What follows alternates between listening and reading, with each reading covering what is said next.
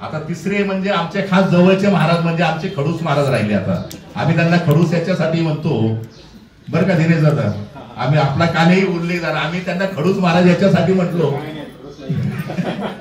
की एक छोटासा प्रसंग आहे. आम्ही आता एप्रिल महिन्यात मंडला येथे परिक्रमा करत असताना त्यांच्या आश्रमात 9:15 वाजता पोहोचलो. रात्री आम्ही काहीतरी 3:30 वाजता परिक्रमेला सुरुवात केली. उत्तर वाहिनीला मी, आमचे खजिनदार वडजे दादा आणि सेक्रेटरी रवींद्र गुरुजी पोटरे तिघे जण होतो.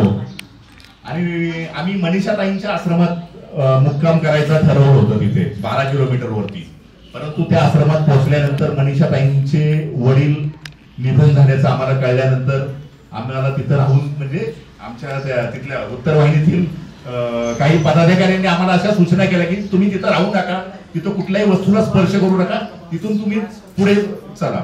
एकतर 7, 7:15 वाजलेले, खूप अंधार पडला होता, भूक खूप लागली होती. आणि तिथून महाराजांचा आश्रम 8 किलोमीटर.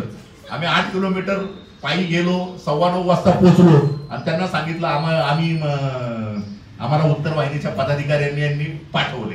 त्यांचीही चूक नाही, तिथले ते स्थानिक राजकारणाचं त्यांना म्हणजे चांगला गाढा अभ्यास आहे. त्यामुळे त्यांनी जे सुरुवात केली आमच्यावर उकडायला, आम्ही म्हटलं कशाला झक मारायला इथं आलो, म्हटलं काय नाही. मी म्हटलं जायला राहून रस्त्यावर झोपू म्हटलं, पण मला नाही राहायचं म्हटलं आश्रमात म्हटलं. बरं म्हणजे हा प्रसंग आहे तो. पण नंतर मग महाराजांनी छानपैकी खिचडी खाऊ घातली, आमचं पोट.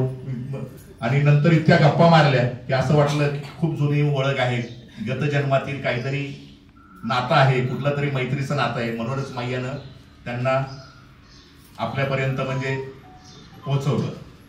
तर महाराजांची ओळख करून देताना मी एवढं सांगेन, महाराजांचा जन्म दिल्लीतला आहे.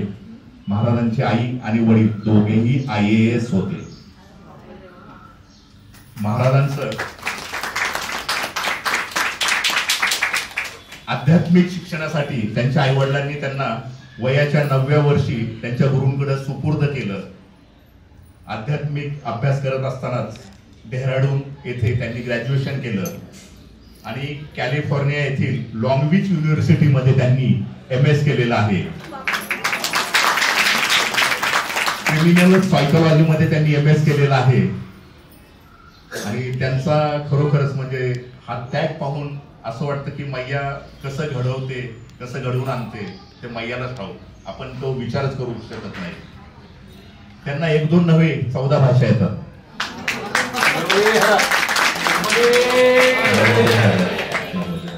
आणि अशा आज एवढ्या मोठ्या थोर संतांचं आज आपल्याला मार्गदर्शन मिळते. खरोखर ही सगळी मैयाची कृपा आहे. म्हणजे परिक्रमेत असताना ह्या सगळ्यांचा सहवास तर आपल्याला मिळतोच, पण आज आपल्याला घर बसल्या सहवास मैयाने आज जोडून आणलेला आहे. आणि याचं सर्व श्रेय मी दिनेश दादांना देतो. महाराजांचा आध्यात्मिक अभ्यास चालू असतानाच दुर्दैवाने ऑक्टोबर 2009 मध्ये त्यांच्या आई वडिलांचा चार्टर्ड प्लेन ऍक्सिडेंट मध्ये त्यांचं निधन झालं. त्यानंतर त्यांनी दशक्रिया विधी वगैरे सर्व विधी उरकल्यानंतर 15व्या दिवशी ते मैया किनारी आले आणि परिक्रमेला सुरुवात केली. विचार करा, एवढ्या छोट्या वयात आई वडिलांचं पंख हरवलेलं असताना, आई वडील गेलेले असताना 15व्या दिवशी ती व्यक्ती मैया किनारी येते आणि परिक्रमा उचलते. काय धाडस म्हणावं लागेल, आपण कल्पना करू शकत नाही त्यांची मनस्थिती त्यावेळेस काय असेल ती.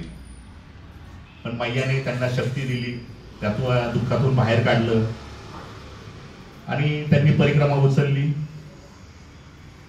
एक परिक्रमा संपवायला त्यांना 4 वर्ष लागले.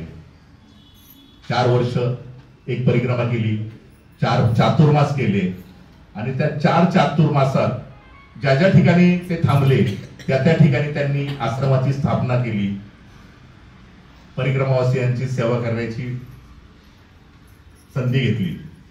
दिंडोरी इथे त्यांचे 2 आश्रम त्यावेळेस काळात त्यांनी उभारले. जबलपूरला तसेच मंडलाला लिंगापौडी या ठिकाणी त्यांनी आपल्या चातुर्मासाच्या काळात आश्रमांची स्थापना केली. त्यानंतर 2019 साली 18 महिन्यात 12 ज्योतिर्लिंग पायी केलेले आहेत त्यांनी. त्यावेळेस 7,730 किलोमीटरचा पायी प्रवास त्यांनी एकट्याने केलेला आहे. खिशामध्ये जवळ एकही रुपया न बाळगता त्यांनी हा 7,730 किलोमीटरचा प्रवास पायी परिक्रमा केलेली आहे. 2019 मध्ये त्यांनी ती परिक्रमा उचलली. 2020 मध्ये लॉकडाऊन चालू झाला. त्या काळात त्यांना भयंकर त्रासही झाला, परंतु मैया त्यांच्या सोबत होती, त्यांच्या पाठीशी होती. त्या काळात त्यांना पोलिसांनी खूप सहकार्य केलं आणि त्यांचा तो प्रवास पूर्ण करण्यास मदत केलेली आहे. त्यानंतर 2022 साली त्यांनी घागा येथे श्री निर्भय नर्मदा आश्रमाची स्थापना केली. 2 एकर जागेमध्ये प्रशस्त असा मैयाच्या किनारी हा आश्रम आहे. ज्या वेळेस आपण उत्तर वाहिनी परिक्रमा उचलतो त्यावेळेस आपण त्यांच्या आश्रमाच्या इथूनच तट परिवर्तन करतो. त्यावेळेस सगळे परिक्रमावासी त्यांच्या तिथे मुक्कामाला असतात. एका वेळी 100 परिक्रमावासियांचे ते एकटे स्वयंपाक करतात, हे विशेष आहे. आता भविष्यात आपण आपल्या सदस्यांकडून त्यांच्याकडे सेवा देण्याचा प्रयत्न करणार आहोत. मैयानं आम्हाला ती संधी द्यावी अशी मी मैया चरणी सर्वांच्या वतीने प्रार्थना करतो. त्यानंतर त्यांचा एक काल त्यांनी अनुभव सांगितला की ज्यावेळेस परिक्रमेत होते त्यावेळेस अमरकंटकवरून पुढे आल्यानंतर जंगलामध्ये ते रस्ता भटकले होते. आदिवासी भाग होता आणि त्या आदिवासी भागात सायंकाळच्या वेळेस एक वृद्ध महिला त्यांना खूप भूक लागलेली होती आणि त्यांनी आशा सोडून दिली होती की आपल्याला काही खायला मिळेल म्हणून. पण त्या वृद्ध महिलानं म्हणताच येणार नाही, साक्षात नर्मदा मैयाच होती. अगदी पंचतारांकित हॉटेलमध्ये जशी व्हेज बिर्याणी मिळते तशी त्यांना व्हेज बिर्याणी खाऊ घातलेली आहे. त्यांना ते त्या वेळेस कळलं नाही. त्यांना दुसऱ्या दिवशी मग त्या परिक्रमेतील कोणी साधू म्हणताना त्यांना सांगितले, अरे बाबा ती कोणी महिला नव्हती, आदिवासी भागात तुला कोणी एवढी चांगली खिचडी खाऊ घालणार आहे, ती साक्षात मैयाच होती. आणि त्याचबरोबर गिरनार येथे साक्षात दत्तप्रभूंनी त्यांना 100 वर्षापेक्षाच्या वयाच्या वृद्धावस्थेत येऊन त्यांना 5 बुंदीच्या लाडूंचा प्रसाद दिलेला आहे. त्यामुळे आपण खरोखरच भाग्यवान आहोत, नशीबवान आहोत की अशा थोर महंतांचा आपल्याला आज आशीर्वाद मिळतोय. मी जास्त वेळ घेत नाही, मी आता इथेच थांबतो. काल आपल्या आजच्या कार्यक्रमाची बातमी प्रभात पेपरमध्ये छापून आली होती आणि ती बातमी वाचून माझ्या एका नगरसेवक मित्राने फोन केला की उद्या तुमच्याकडे प्रेमानंद महाराज येणार आहेत का सत्संग सांगायला. म्हटलं हो, प्रेमानंद महाराज येणार आहेत, पण वृंदावनवाले नाही तर हे मंडलावाले येणार आहेत म्हटलं. तर बऱ्याच लोकांचा समज झाला होता की आपण त्या प्रेमानंद महाराजांना बोलवतो आणि योगायोग म्हणजे त्यावेळेस महाराज माझ्यासोबत होते काल. तर ज्यांच्या नावातच प्रेम आहे, सर्व परिक्रमावासियांना अत्यंत मनापासून प्रेम करणारे, फणसासारखं आम्ही मनाशी म्हटलं होतं ना, खडूस नाही ते, त्यांचं व्यक्तिमत्व फणसासारखं आहे, वरतून कडक परंतु आतून मऊ गोड गारा. असे प्रेमानंद महाराजांना मी विनंती करतो की त्यांनी मराठीतून मैयाबद्दल माहिती द्यावी, परिक्रमेविषयी माहिती द्यावी, मार्गदर्शन करावं. परिक्रमा केल्यानंतर माणसांमध्ये किंवा परिक्रमावासियांमध्ये काय बदल होणे अपेक्षित आहे त्याचं देखील आपण थोडस मार्गदर्शन करावं.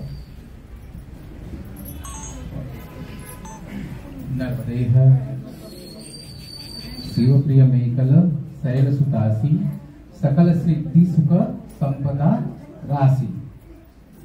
उपस्थित महाराज स्वामी राघवानंदजी, स्वामी राजदाची महाराज आणि सर्व परिक्रमावासी आणि ज्यांनी परिक्रमा नसेल केले ते सुद्धा सगळ्यांना मी आधी धन्यवाद देतो. कारण धन्यवाद याच्यासाठी की आज चितळे ताई त्या ज्या आहेत ना, काकू चितळे काकू, त्यांनी सगळ्यांना नर्मदेविषयी जेवढी माहिती दिली आहे त्या माहितीनुसार आज पूर्ण पुणे तर नाही पण पुण्याच्या आजूबाजूची लोक किंवा संपूर्ण महाराष्ट्रातील लोक जी आहेत ना ती परिक्रमेच्या विषयी जाणून घेतले त्यांनी आणि परिक्रमा करायला येत आहेत. त्याचपैकी आमचे खडके दादा हे 2 वर्षापूर्वी उत्तर वाहिनी करायला माझ्या तिथे आल्या, आश्रमामध्ये आले, पण मी नव्हतो तिथे. महाराज असायचं तुम्ही कोण नसता आम्ही नसताना कोणातरी सेवेला ठेवतो. तर त्यांना त्यांची व्यवस्था तिथे झाली, सगळं झालं. परत मग पुढच्या वर्षी मागच्या वर्षी ते परत आले. मग ते मला म्हणतात की स्वामीजी तुम्ही नव्हता मागच्या वर्षी, मी आलो होतो. म्हटलं मला माहिती तुम्ही आला होतो, मला बोलणं पण झालं होतं तुमच्याशी, पण यावर्षी पण ते आले. पण यावर्षी नेमकं काय झालं माहिती का, की माझं नवरात्रीमध्ये असतं मौन व्रत, तेव्हा त्यांच्याशी बोलता आलं नाही. आणि तो योग असा आला की मग नंतर त्यांनी मध्ये मला फोन केला की स्वामीजी मला तुमच्याशी बोलण्याची फार इच्छा आहे. म्हटलं मग ठीक आहे बोलूयात आपण. पण म्हणजे असं नाही, मला 2-3 दिवसाचं तुमचं सानिध्य हवंय. मग ते सानिध्य कसं मिळणार. मग त्यांनी हा घातला की तुम्ही इथे आलेत तर मग एकटेच आले तर तेवढं पण होणार नाहीये. मग ह्या दोघांना सुद्धा त्यांनी बोलवलं.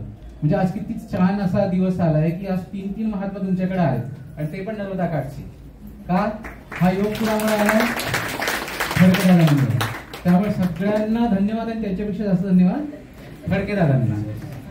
देह काय झालंय की आपण परिक्रमा केली. आता इथे एवढी लोक जमली आहेत, त्यातली याच्या मला असं सांगा की यांनी परिक्रमा कुणी कुणी केली आणि मोठी परिक्रमा कुणी केली, त्यांनी सगळ्यात हात वरती करा. वा बरीच संख्या आहे, बरेचसे. त्यांनी म्हणजे पूर्ण परिक्रमा केली असे. आणि आता ज्यांनी उत्तर वाहिनी केली ते हात वरती करा. छान, वा भरपूर भरपूर. म्हणजे सगळं लगभग जवळजवळ सगळ्यांनीच उत्तर वाहिनी केलेली आहे. तर काय असतं माहिती का, आपण जेव्हा काय पण धर्म करतो किंवा काहीतरी दान करतो किंवा कुठल्या तरी परिक्रमा करतो किंवा कुठला तरी सत्संग करतो किंवा कुठेतरी मंदिरात दर्शनात जातो, तेव्हा आपली एक भावना कशी असती, अगदी पवित्र भावना असती. त्यामुळेच आपण जातो ना. असं नाही की जबरदस्तीने कोणीतरी पाठवलंय म्हणून चाललोय आपण, असं तर नसतं ना. आपल्या आत्मधनं एक असा भाव निर्माण होतो की मला जायचंय, मला धर्म करायचंय, मला काहीतरी करायचंय, मला मंदिरात दर्शनाला जायचंय, मला किंवा मंदिरात पूजा करायला जायचंय, मला नर्मदेची परिक्रमा करायला जायचंय. मग हा भाव कुठून येतो, कुठेतरी ऐकल्यावरती, कुठेतरी म्हणजे कुणीतरी सांगितल्यावरती, असं डायरेक्ट येत नाही ना. मग तो भाव केव्हा येतो की मागच्या जन्मीचं आणि कितीतरी जन्माचं सुकृत जे असतं आपलं ते फळास येतं है ना. पुण्यफळा येतीसी उदया, किंवा जे उदय होतो त्या पुण्यफळांचा, आपल्या कितीतरी जन्मांचा गतजन्मांचा पुण्यफळांचा उदय होतो, तेव्हा हा भाव आपल्या मनामध्ये येतो. आणि मग आपण जे ना ते कर्म करायला तिथे जातो. मग आता कर्म करायला जातो, कसं कर्म करायला जातो, आपण तर वाईट कर्म करायला जात नाही, बरोबर ना. पुण्यकर्म करण्यासाठी जातो, मग पुण्यफळ येतं, तेव्हाच ते मागचं पुण्यफळ फळास येतं आणि मग आपण ते पुण्यकर्म करतो. तर त्याच्यामध्ये पण कसं आहे की आपण आपल्यासाठी करतो असं नसतं. कुणाची काहीतरी इच्छा असतात, आकांक्षा असतात. का तर आपण ऐकलेलं असतं की बाबा हा कर्म केल्यानंतर, ही पूजा केल्यानंतर हे फळ आपल्याला भेटतं. मग असंच मैयाची परिक्रमा, मैयाची परिक्रमा केल्यामुळे काय होतं की मोक्ष मिळतो, आपल्याला आनंद मिळतो, सुखाला सुख मिळतं. काय म्हटलं मी की शिवप्रिय मेकल शैलसुतासी सकल सिद्धी सुख संपदा राशी. आपल्याला जे सुख हवं असतं, संपदा हवी असती, हा पण त्यामध्ये विचार असतो. आपण निष्काम भावनेने तर परिक्रमा करत नाही, करतो का. कुठलंही कर्म मनुष्य जो आहे ना, मनुष्य पण आणि असा आहे की जो कुठलंही कर्म करतो तो कर्म त्याच्या फळाची इच्छा केल्याशिवाय तो करतच नाहीये. मुलांना मोठं करतो, का करतो, त्याच्याकडनं आपल्याला काहीतरी हवं असतं. हे माझ्या म्हातारपणात मला संयोग करतील, बरोबर ना, माझी सेवा करतील. पण तसं होतं का, नाही होत. आज 90% मुलं आहेत, जे 90% मुलं आहेत ना, ती आई वडिलांची सेवा नाही करत. मग वाईट वाटू नका सगळ्यांना बरं का, कारण ते म्हणजे सत्य आहे. 90% मुलं नाही करत आई वडिलांची सेवा, फक्त 10% मुलं ती चांगली येतात, त्याच्यावर चांगले संस्कार असतात. आम्ही असं नाही म्हणत की सगळ्यांचे संस्कार वाईट असतात, पण ते करतात फक्त 10%. का, त्यांच्याशी आई वडिलांची अपेक्षा असते म्हणून त्यांना ते वाढवतात, सगळं करतात, असं असतं. पण आता काय माहिती का, मला एक मुद्दा सांगायचं म्हणजे असं की कुणी पण काही पण धर्म करतो, कर्म करतो, काही जरी करतो, तो आपल्या अपेक्षानुसार करतो आणि एक आकांक्षा असते त्याला की माझं काहीतरी चांगलं होईल. आता आम्ही लोक सगळं सोडून, म्हणजे आता सांगितलं दादांनी की बाबा असं असं एज्युकेशन केलं, तर पण ते आम्ही का केलं, फक्त एक इच्छा होती की मला एवढं शिकायचंय. महाराजांना काय वाटतं की बाबा यांनी केलंय, मग तसं मी नाही केलं किंवा कोणीच नाही केलं. आम्ही आलोय नर्मदेच्या काठावरती का आलो, आमची एक इच्छा होती, आम्हाला काहीतरी चांगलं होईल. माझी काय इच्छा होती की मी चांगला संत बनेल म्हणून नर्मदा काठावरती जायचं, माझं काहीतरी पुण्य फळास आलं. त्यामुळे मैयाने मला सगळं सोडून इथे सेवेला आणलं. मग आता मी जर का म्हणतात नाही मला असंच पाहिजे तसंच पाहिजे तर ते होणार नाहीये. काय आहे आता कालचीच गोष्ट सांगायची म्हणजे आम्ही काल देहूला गेलो होतो. आधी आळंदीला गेलो, तिथनंतर देहूला गेलो. तिथले विशाल महाराज म्हणून तिथे विश्वस्त आहे, त्यांनी आम्हाला छान व्यवस्था केली. शिंदेदादांचे ओळखीचे, त्यांची बहीण आली होती तिथे, त्यांचे ते ओळखीचे होते, त्यामुळे त्यांनी छान आम्हाला अंतर दर्शन केलं. म्हणजे ऑफिसमध्ये बसल्यावरती त्यांना माहिती नव्हतं की नर्मदे म्हणजे तसं माहिती आहे पण नर्मदे हर का म्हणतात हे माहिती नव्हतं. तर महाराजांनी आता सांगितलं ना की बाबा नर्मदे हर म्हणजे नराचा मध हरणारी ती नर्मदा. तर मी त्यांना सांगितलं म्हणजे मला त्यांचं कसं काय नर्मदे हर कसं म्हणतात. मी म्हटलं बाबा तुम्हाला सांगायचं म्हणजे नर्मदा ही जी आहे ना नराचा मध हरणारी. मध म्हणजे माज, आणि माज सगळ्या प्रकारचा असतो बरं का, एकच प्रकारचा नसतो. कुणाला संपत्तीचा असतो, कुणाला पदाचा असतो, कुणाला शिक्षणाचा असतो, कुणाला आपल्या कुळाचा असतो, परंपरेचा असतो, सगळ्या प्रकारचा माज असतो. पण तो माज केव्हा समाप्त होतो मैयेच्या काठावरती आल्यावरती का. आणि तसं काय माहिती का, आता महाराजांनी सगळं गोड गोड औषध तुम्हाला दिलंय बरं का. आता चालू होत आहे कडू औषध. कडू औषध आता चालू होत आहे. महाराजांनी दोघांनी सुद्धा छान गोड गोड औषध तुम्हाला दिली बरोबर ना, त्यामुळे सगळी संतुष्ट झाली. पण आता कडू औषध भेटणार. का भेटणार, कारण डॉक्टरांना माहिती असतं की बाबा गोड औषध तर द्यायची असतात. लहान मुलांना आपण काय सांगतो की तुला ना गोळी देतोय, तर औषध म्हणून ते त्याच्या याच्यामध्ये ना टॉफीमध्ये काही मुलांना आई वडिलांना माहिती असतं की लहान मुलांना गोळी खात नाहीत कडू गोळी, मग ते टॉफीमध्ये देतात. टॉफीमध्ये ते खा, तर म्हणजे ही टॉफी आहे खा, नंतर तुला एक टॉफी दिला की हे खा, असं आहे ना. तसं माझा स्वभाव आहे. मी काय माहिती का 100 पैकी 100 साधूपैकी असा एखादा साधू असतो जो दुर्वासासारखा असतो म्हणा की वहिनी आता कुणासारखा असतो, तसा मी येतो. मग त्यांना मी विशाल महाराजांना सांगितलं की बाबा नर्मदे हरचा अर्थ असा आहे की जो नराचा मध हळदी म्हणजे माझ हळदी ती नर्मदा. मग तो केव्हा खतम होईल, त्या नर्मदेच्या काठावरती आल्यावरती म्हणजे मैयाच्या काठावरती तुम्ही आल्यावरती. आता तुम्हाला काय वाटतं की माझा तो फार मोठा बंगला आहे, मी तर माझ्याकडे गाड्या आहेत, माझ्याकडे संपत्ती आहे, मी तर 10 लाख रुपये कमावतो, 20 लाख कमावतो, पण तो तिथे काही कामाचा नसतो. त्यांना माहिती आहे, हे आले त्यांनी अनुभव केलाय सगळ्यांनी, म्हणजे जे आले असतील ते पण ज्यांनी ज्यांनी परिक्रमा केली त्यांना सगळ्यांना अनुभव आहे. आता आमच्या इथे अनुराधाताई बसले, त्या आज कमीत कमी 20 वर्ष 18, 17, 18 वर्ष नक्कीच झाले असतील, कारण मी त्यांना बघतोय तेव्हापासून. मी 2009 पासून त्यांना बघतोय, 9-10 पासून त्यांना बघतोय. त्या प्रत्येक आश्रमात जाऊन सेवा करतात. त्यांना काय गरज आहे, त्यांना काय गरज आहे की बाबा प्रत्येक आश्रमात जायचं, महिनाभर राहायचं, 2 महिने राहायचं, सेवा करायची. तिथं त्यांना काय अपेक्षा आहे का, काही अपेक्षा नाही. आणि मी त्यांच्याकडे म्हणजे त्यांना मी फार दिवसापासून बघतो, तेव्हापासून त्यांच्याकडे 2 जोडीच्या वरती दुसरे कपडे ठेवत नाहीत. त्या 2 जोडी असतात ना त्याच्यापेक्षा 3री जोडी त्या ठेवत नाहीत जवळ. त्यांच्याकडे एक पितळी आहे, ताट आहे एवढंच छोटं, पितळी म्हणतात ना त्यांना, एवढी पितळी, एक छोटस कमंडल आहे, ते पण फार दिवसापासून मी बघतो त्यांच्याकडे. असं म्हणजे तो काय आहे की तो भाव एक वेगळा आहे त्यांचा. कारण काय मला कुणाकडनं काही नकोय. आणि जेव्हा त्या सेवा करतात, कठोऱ्याला जातात, तिथे इकडे जातात, फार सगळ्या जागी जातात, आणि चंदन घाटला येतात. तिथली सेवा संपल्यानंतर माझ्याकडे येतात आणि मग मला 10 दिवस, 8 दिवस, 4 दिवस त्या थांबतात माझ्याकडे.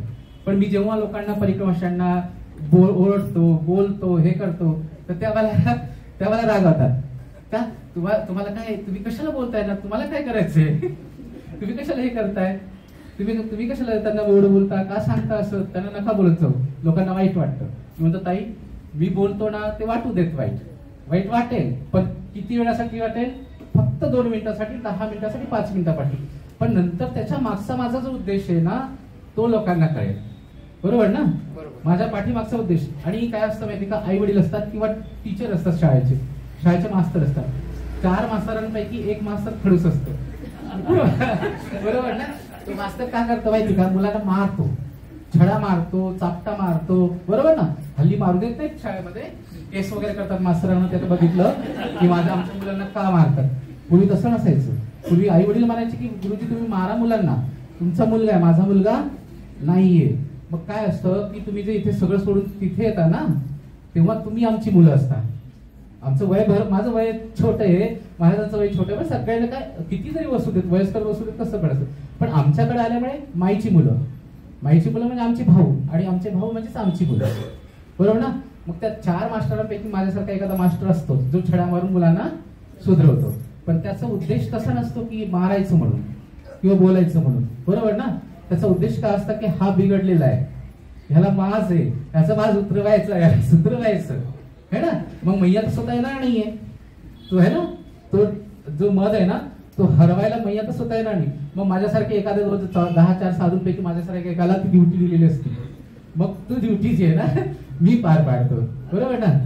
असं आहे. पण ही गोष्ट वेगळी आहे, पण म्हणजे वाईट नका वाटत कोणाला. पण काय माहिती का की मैयाची परिक्रमा तुम्ही केली, सगळ्यांनी केली असेल, तिथे आता जी सांगितलं सगळ्यांनी केली, छान केलं. पण त्यापैकी सेवा करायला किती गेलेत? फक्त 7 किंवा 8-10 जण आहेत, बरोबर ना? 8 किंवा 10 जण गेले सेवा करायला, बाकी सगळ्यांनी केली परिक्रमा, उत्तरायणी केली सगळेजण. मला असं म्हणायचं की सगळ्यांनी जावं, शक्य नसतं, वेळ असतो, बरं का? पण मन धनाने मला सांगितलं की मनाची आवश्यकता आम्हाला नाही, तुमच्या तणाची आणि धनाची आवश्यकता आहे. का की नर्मदेच्या काठावरती फार अगदी येणारी रोजची परिक्रमा अशी, त्यांची सगळी व्यवस्था करायला महाराजांनी स्वतःच्या दक्षिणेत सांगितलं की पूल बनवला. मला त्यांना काय गरज आहे, बरोबर का नाही? मग तुमच्यासारखी 10-20 जण जमा झाली, 100 जण झाली, 20-200 झाली, ते काय करू शकतात ना, तो पूल वगैरे करू शकतात ना. मग तशी आणि सेवा तुम्हाला असं नाही की बाबा आम्हाला धनच पाहिजे, तुम्ही या तिथे सेवा करा परिक्रमाशी. तुम्ही बघताय ना जे जाताय सेवेला, किती परिक्रमाशी येतात, 200-200, 100-100 कधी होऊन जातात, नाही होत का? काही काही ठिकाणी 200-200 परिक्रमाशी दिवसभर येतात. मग त्यांची सेवा करायला तुम्ही हे करायचं. आणि मला एक मुद्दा म्हणजे सांगायचं असं आहे की आपण जेव्हा परिक्रमा करतो, उत्तरवाहिनी करा किंवा पूर्ण परिक्रमा करा, जेव्हा तुम्ही पूर्ण परिक्रमा करतात तेव्हा आश्रमामध्ये, प्रत्येक आश्रमामध्ये तुम्ही जाता, प्रत्येक गावातून जातात, लोक तुम्हाला बोलतात की नर्मदे हर, माताजी आइए चाय पी लीजिए, बाबाजी आइए खाना खा लीजिए, बाबाजी आइए चाय पी लीजिए, बाबाजी नाश्ता कर लीजिए. काय तुमची ओळख आहे का? काही नाही. तुमचे नातेवाईक का? काही नाही. मग काय होतं माहिती का, आपण जे परिक्रमा करतो, जेव्हा जे खातो, जेवढं खातो तेवढं पण खातो. विचार करा तुम्ही, काही कोणी असे असतात ना की बाबा आम्ही इथे आश्रमात जेवलो, आम्ही इथे 100 रुपये चढवतो, तर ते 100 रुपयाचं फळ नाहीये. काय होतं की आपलं जेवढं वजन आहे ना शरीराचं, जे आपण इथून घेऊन जातो आणि तिथून परत आणतो, बरं का, कुठनं नर्मदेच्या काठावरनं आपण जेव्हा परत आणतो, त्या वजनाच्या बरोबर कर्ज असतं आपल्या डोक्यावरती. किती असतं? 46 किलो तर 46 किलो, 56 किलो तर 56 किलो, 57 किलो तर 57 किलो वजन असतं. मग ते वजन आता कसं फेडायचं? त्याचे 3 मार्ग आहेत. घरी आल्यानंतर आपल्या वजनाच्या बरोबरचं अन्नदान करायचं. पण ते अन्नदान कसं करायचं? तुम्ही तुमच्या नातेवाईकांना बोलावता, कथा करता, सत्संग करता. आजचा दिवस वेगळा आहे. फडकेंनी सगळ्यांना बोलवलं, नातेवाईकांना, ओळखीच्या मित्रांना, यांना सगळ्यांना बोलवलं, ती गोष्ट वेगळी आहे. पण जेव्हा तुम्ही परिक्रमा करून येता, घरी पूजा करता, तेव्हा अन्नदान करायचं. पण ते अन्नदान कसं करायचं? नातेवाईकांना जेवण घालायचं नाही, आपल्या वजनाच्या बरोबर ते वजन घेऊन अन्न जे काय असेल, गहू, तांदूळ, तेल, गुड काय असेल ना, ते अशा ठिकाणी द्यायचं जिथे तुम्ही दुपारा जाऊन, म्हणजे परत जाऊन पाणी सुद्धा पिणार नाही, अशा ठिकाणी करायचं की ज्या ठिकाणी जाऊन तुम्ही परत पाणी सुद्धा, त्या जागेचं पाणी सुद्धा पिणार नाही. जसं अनाथाश्रम आहे, वृद्धाश्रम आहे, तिथे देऊन द्यायचं. पण त्यांनी वजन ते कर्ज मिटेल का? नाही मिटणार.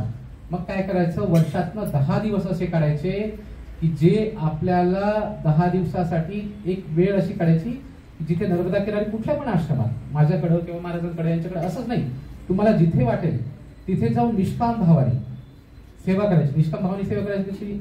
आपल्याकडे काही काही असेल साहित्य, घेऊन जात असाल तर ठीक आहे, नसेल जात तर त्या जागी जाऊन खरेदी, भाजी करायची, अन्न खरेदी करायचं, तिथे ते ठेवायचं आणि येणाऱ्या परिक्रमाशांना ते जेवण बनवून, तुम्हाला जर बनवता येत नसेल तर दुसऱ्यांकडनं बनवून घ्यायचं आणि ते बनवून करून खायला घालायचं. तेव्हा कुठे त्यातलं अर्ध कर्ज ते मिटतं, पूर्ण कर्ज तर मिटणारच नाहीये. मग काय करायचं माहिती का? अशा 10-10 वर्ष, प्रत्येक वर्षाला, एकाच वर्षी नाही बरं का, प्रत्येक वर्षी येते 10 दिवस, तिथे 10 दिवस, तिथे 10 दिवस, त्याचं अनुसरण अनुराधाताई करते. तेच अनुसरण जे ना अनुराधाताई करते, प्रत्येक ठिकाणी जाऊन 10-10 दिवस. कारण त्यांना माहिती की मी खाल्लंय ना तर मला ते कर्ज फेडायचंय. त्यामुळे मी त्यांना फार मानतो. म्हणजे माझ्या मोठ्या बहीण म्हणा किंवा आई म्हणा, त्या स्वरूपात मी त्यांना नेहमी जाती बघतो आणि ते येतात बरं का. आणि मला रागाने हक्काने रागवतात पण की तुम्ही असं का बोलता लोकांना, नको बोलायला, हे नका करू, ते असं मला सांगत राहतात. लोकांना वाईट वाटतो, तुम्ही नका बोलत जाऊ असं. आणि मला काय म्हणायचं की आता शिंदेदादांनी किंवा महाराजांनी सांगितलं की बाबा महाराष्ट्रातल्या परिक्रमाशी, शिंदेदादा म्हटले की महाराष्ट्राच्या परिक्रमाशी महाराज छान बोलले बरं का. पण काय असतं माहिती का, छान बोलूनच नुसतं चालत नाही, बरोबर ना, नुसतं छान बोलून चालत नाही. तसं त्यांना करावं लागतं, दाखवावं लागतं बाबा असं करा म्हणजे तुमच्याविषयी ते छान बोलतील, बरोबर ना. मग ते आपल्या कृतीतनं तुम्हाला दाखवायचंय. आता नर्मदा सेवा संघाची इथे जेवढे मेंबर बसले आहेत 150 किती 120 लोक आहेत ना. मग या 120 लोकांनी असा संकल्प करायचा की बाबा जसं जातातच हे लोक, आता कठोरेला जातात किंवा इथे जातात, आता दह्यतला जाणार आहेत ना, पण सगळी जात नाहीत ना, कमी जातात. मग सगळ्यांनी जायचं, फडकेकडे किंवा शिंदेदारांकडे लिस्ट द्यायची की आम्ही प्रत्येक इथे ते आश्रमामध्ये 10 दिवस 5 दिवस 2 दिवस जसं होईल तसं. तुमच्या पैशाची किंवा याची कोणाला महात्मा लोकांना गरज नाहीये, फक्त काय सेवेची गरज आहे, तुमच्या मनाची गरज. तशी मनाची कशी, चांगल्या मनाची. म्हणजे कसं चांगलं म्हण की भाव, बरोबर ना. मग याचा भाव की मी ते जाणार आणि सेवा करणार, कारण मी परिक्रमा केली, मी ते खाल्लंय, त्याचं कर्ज मला फेडायचंय, मग जाऊन मी सेवा करेल. भले नाही पैशाची गरज नाही, अन्नाची गरज नाही, कशाची गरज नाही. आणि नेमकं आणखी एक गोष्ट तुम्हाला सांगायची, काय होतं की आपण घरी असतो, आपल्याला घरी फार सवय असते कशी, कमर दुखते, सोफ्याला हे पाहिजे, बेड चांगला पाहिजे, गरमी होती ते AC 22ला पाहिजे, बरोबर ना. तशी म्हणजे तुम्ही जेव्हा गेलीत त्यांना माहिती की बाबा सेवेची व्यवस्था तिथे नसते. मग त्यानुसार आपली जी नवीन जातात त्यांना ढाळायचं, त्या म्हणजे याच्यामध्ये काय म्हणतात त्याला, परिपाठीमध्ये ढाळायचं. त्यांना आधी परिपक्व करायचं. का परिपक्व करायचं सांगायचं की बाबा तिथे गाद्या नसतात, बरोबर ना, तिथे पंखे नसतात, स्वच्छालयाला तुम्हाला स्वच्छ बाहेर जायचं, बरोबर ना, ते करावं लागेल, तुम्हाला भिक्षा मागून आणावी लागेल, लाकडं गोळा करावी लागतील, लाकडं फोडावी लागतील, चूल पेटवावी लागेल, असं परिपक्व करून पाठवायचं. विचारता तुम्ही काय होत आहे, तुम्ही परिक्रमा केली, काय होता तुम्ही तर परिक्रमा केली, मग कसं, हा अरे फार छान व्यवस्था असते तिथे, तुम्ही जा, कुठल्या गोष्टीची कमी नसती, खायला कमी, राहायला कमी. अरे पण तसं नाहीये, बरोबर ना. सगळ्या गोष्टीची व्यवस्था आहे, असं नाही सगळी आहे. मग या सगळ्याची व्यवस्था करते.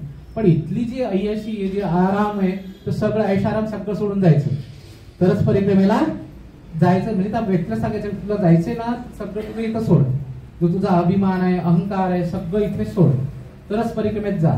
का जा, दादानी फडकेदारांनी सांगितलं की जेव्हा परिक्रमाला गेले होते तेव्हा यांनी एवढी मोठी बॅग 35 किलो ना, 35 किलोची बॅग घेऊन गेले होते. साहित्य खायचं, काजू बदाम आणि परत काय काय ते बॅगा, त्या शॉली आणि काय काय कपडे, शूज हे ते.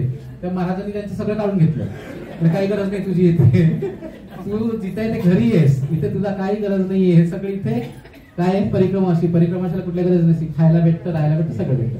पण कसं, मैयाच्या इच्छेनुसार, तुमच्या इच्छेनुसार नाही. मग ह्या सगळ्या सवयी इथे सोडायच्या. ज्याला पण जायचं ना तर इथे सगळ्या सवयी सोडून द्यायचं की माझं काहीच नाहीये, मी अगदी एक क्षुल्लक व्यक्ती, जो रस्त्यावरती भिकारी असतो ना त्याच्यामध्ये आणि माझ्यामध्ये काही सुद्धा फरक नाहीये. कारण काय, मी चाललोय परिक्रमेला. आणि परिक्रमा कशी कुणासाठी करतात तुम्ही, स्वतःसाठी, बरोबर ना. मी काय सांगितलं की तुम्ही काहीतरी फायदा असल्याशिवाय कोणी जात नाही. धर्म सुद्धा फायद्याशिवाय करत नाही कोणी. आता आम्ही पण बसलोय ना, आमचा पण फायदा आहे.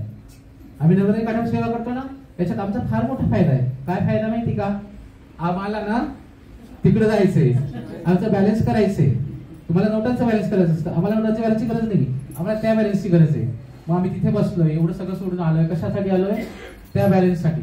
मग ते बॅलन्स, आमच्याकडे नोटांचे बंडल असतील घरी, सगळं सोडलंय. का सोडलंय, हे बॅलन्स कमायचं, कारण त्याच्यापेक्षा हे बॅलन्स आम्हाला फार महत्वाचं आहे आणि फार मोठं आहे. रुपये आधी इंडियन रुपये, माणसं फॉरेनला जातात, फडकेदार फॉरेनला जातात, बरोबर ना. मग तिथे कमाई जास्त, इथे असते तर कमी पगार, तिथे जास्त पगार, बरोबर ना. डॉलर मध्ये पैसा, युरो मध्ये पैसा है ना, दिनार मध्ये पैसा. मग जातं का माणूस, तिथे जातं, तिथे छान कमाई आहे. मग आम्ही सगळं सोडून इथे का आलोय, नर्मदाच्या काठावर, कारण इथे आम्हाला डॉलर दिसतात.